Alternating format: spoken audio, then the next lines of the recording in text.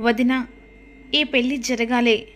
Card మీద నా పేరు వేయించకున్నా పర్వాలేదు, కానీ ఈ పెళ్ళి మాత్రం ఎలాగైనా జరిపించు వదిన అని యమున పద్మాక్షితో అంటుండగా, నువ్వు ఆగు వదిన. చూడక్క, నువ్వు వదిన పేరు వేయించకున్నా కూడా పర్వాలేదు, నీ అహం అడ్డుపడుతుందేమో, కానీ నువ్వు వేయించకపోతేనే ఈ పెళ్ళి ఆగిపోతుందని అనేసరికి పద్మాక్షి షాక్ అయిపోతుంది వసుధ మాటలు విని. ఎంగేజ్మెంట్ రోజు తన తల్లి ఎదురుగా లేదని చెప్పేసి సహస్రకు ఉంగరం పెట్టడమే ఆపాడు. అలాంటిది ఏకంగా తన తల్లి పెళ్లి కార్డులో పేరు లేకపోతే ఈ పెళ్లి జరుగుతుంది, సహస్రం మెడలో 3 ముళ్ళు వేస్తారని నువ్వు అనుకుంటున్నావు? నువ్వు ఇలాంటి పిచ్చి పనులు చేశావంటే ఏకంగా పెళ్లి కూడా జరగదు. సహస్ర జీవితానికి ఇక ఏడుపు కన్నీరే మిగులుతుంది.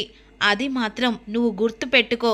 నువ్వు రా వదిన అని చెప్పేసి యమునని తీసుకెళ్తూ ఉంటుంది వసుధ. పార్టీ జరుగుతూ ఉంటుంది కదా, ఇక ఒకతను డ్రింక్ అడుగుతాడు.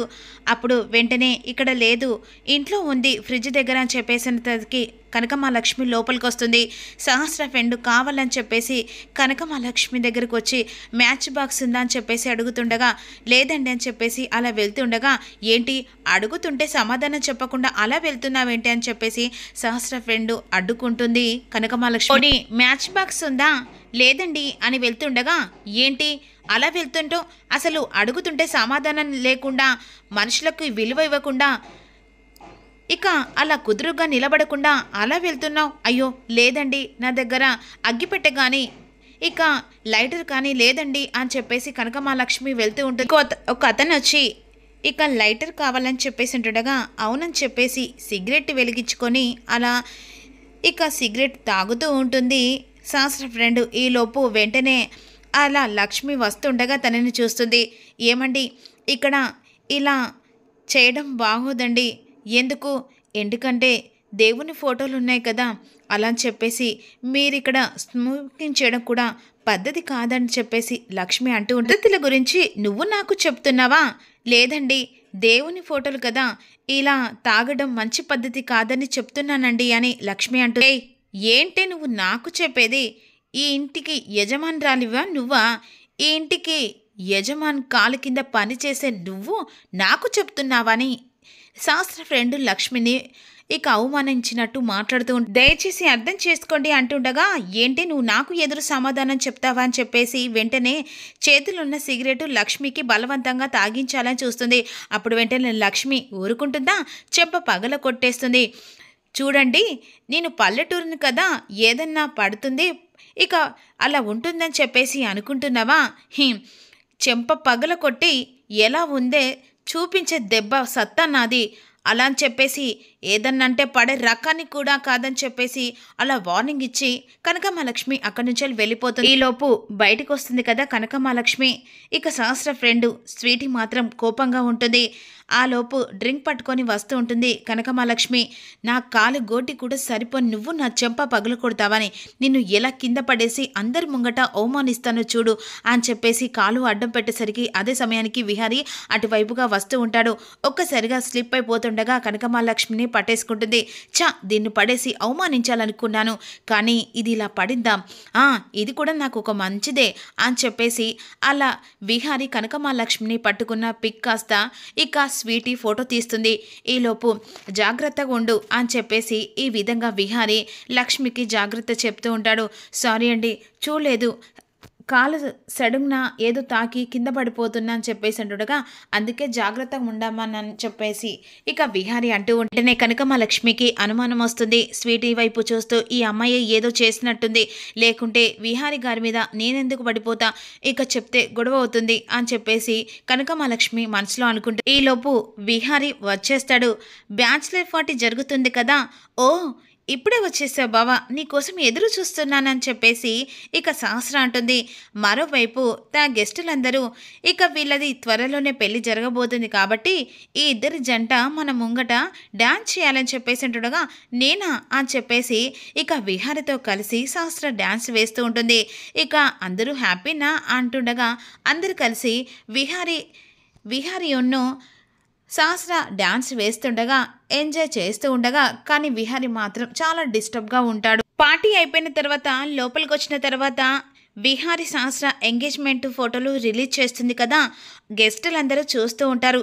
ఈలోపు ఇక స్వీటీ తను లక్ష్మిని పట్టుకున్న విహారి ఫోటో ఏకంగా ఇక ఒక్కసారిగా అందరికీ చూపించేసరికి వెంటనే ఆ టీవీలో ఉన్న ఫోటో కాస్త ఇక అంబిక ఉన్ను సహస్ర గెస్టులందరూ చూసి ఒక్కసారి షాక్ అయిపోతారు. గెస్టులందరూ సహస్రను అడుగుతూ ఉంటారు, సహస్ర వాట్ ఇస్ దిస్? తను మీ బావతో ఉంది. అవును సహస్ర, తను మీ ఇంట్లో పని మనిషి కదా, మీ బావతో అలా కలిసి ఉండడం ఏంటి అని చెప్పేసి సహస్రను అందరూ అడుగుతూ ఉంటారు. సహస్ర మీ బావ పెళ్లి చేసుకోబోతుందా నిన్న తనన్నా అని చెప్పేసి అందరూ కలిసి అడుగుతూ ఉండగా సహస్ర మాత్రం కోపంగా చూస్తూ ఉంటుంది ఆ ఫోటో. స్టాప్ ఇట్, అసలు ఈ ఫోటో ఎవరు సెండ్ చేస్తున్నారు, ఈ ఫోటో ఈ ఫోన్లో ఎవరి దగ్గర ఉంది అని చెప్పేసి సహస్ర అందరినీ అడుగుతూ ఉంటుంది కోపం. అందరి దగ్గర చెక్ చేస్తూ ఉంటుంది ఫోన్లో. అప్పుడు వెంటనే ఇక ఒక ఆవిడ అంటుంది, సహస్ర ఆ ఫోటోవా స్వీటీ దగ్గర ఉంది అని చెప్పేసి అంటుండగా, ఏ స్వీటీ నువ్వేనా ఆ ఫోటో సెండ్ చేస్తుంది అని చెప్పేసి సహస్ర స్వీటీని అడుగుతూ ఉంటుంది. అని చెప్పేసి వెంటనే స్వీటీ ఫోన్ తీసుకొని అందులో ఫోటోలు చూసి ఒక్కసారిగా సహస్ర షాక్ అయిపోతుంది. ఏ స్వీటీ ఇట్రావే అని చెప్పేసి పిలుస్తూ ఉంటుంది. చెప్పవే ఈ ఫోటోలో నీకు ఎక్కడివి, అసలు నీ ఫోన్లో ఎక్కడున్నాయి అనేసరికి అప్పుడు వెంటనే విహారీ కోపంతో, ఏంటి సహస్ర అసలు నెమ్మదిగా అడుగుతున్నావు, లాగి పెట్టి 2 అడక్క అని చెప్పేసి స్వీటీ మీద ఇక విహారీ చెయ్యెత్తుతంగా అదే సమయానికి బావా అని చెప్పేసి చెయ్యి అడ్డుకుంటుంది. సహస్ర కంట్రోల్లో ఉండు. ఏంటి కంట్రోల్లో ఉండనా? అసలు ఈ అమ్మాయి ఏ ఉద్దేశించి ఈ ఫోటోలు అక్కడ సెండ్ చేసింది అని చెప్పేసి విహారీ కోపంగా అడుగుతాడు. ఏ ఉద్దేశంతో నీ ఫోటోలు అక్కడ డిస్ప్లే మీద పెట్టావని చెప్పేసి స్వీటీని నిలదీస్తూ ఉంటాడు విహారీ. తను నా ఫ్రెండ్, అలా చేయకు. ఏంటి తను నీ ఫ్రెండా? పిచ్చి పిచ్చి పనులు చేసి ఇక్కడ ఉన్న వాళ్ళందరి మూడఫ్ చేస్తుందని చెప్పేసి విహారీ అంటే పడబోతుండే హఠాత్తుగా నేను పట్టుకున్నాను.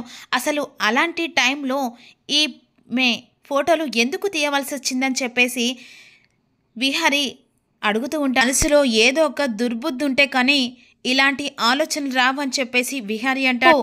అసలు నువ్వు ఏ ఉద్దేశించి ఆ ఫోటోలు తీసి అందరి ముంగట డిస్ప్లే పైన పెట్టాల్సిన అవసరం ఏముందని నిలదీస్తూ ఉంటా. వాంటెడ్గా చేసావా, లేకపోతే పార్టీని చెడగొట్టాలని చేసావా, లేకుంటే సహస్రకు నా మీద అనుమానం రావాలని చేసావా, లేకుంటే లక్ష్మి పరువు తీయాలనుకుంటున్నావా అని గట్టిగా అరిసరికి అప్పుడు వెంటనే ఒకసారి వణికిపోయి సీటి, సారీ ఇందాక తనకు నాకు డిస్కషన్ వచ్చింది, తన పరువు తీయాలని ఇలా చేసి ఇక ఫోటోను డిస్ప్లే పైన పెట్టానని చెప్పేసి అంటుండగా విహారీ వెంటనే స్వీటీ మీద చెయ్యెత్తుతుండగా అప్పుడు వెంటనే సహస్ చెయ్యి అడ్డుకుంటుంది. బావా వదిలిపెట్టు బావా, ఏంటి లక్ష్మి పరువు తీసింది నేను వదిలిపెట్టనా?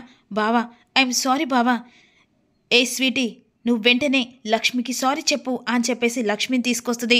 ఏ స్వీటీ సారీ చెప్పవే అంటుండగా అప్పుడు స్వీటీ లక్ష్మికి సారీ చెప్తుంది.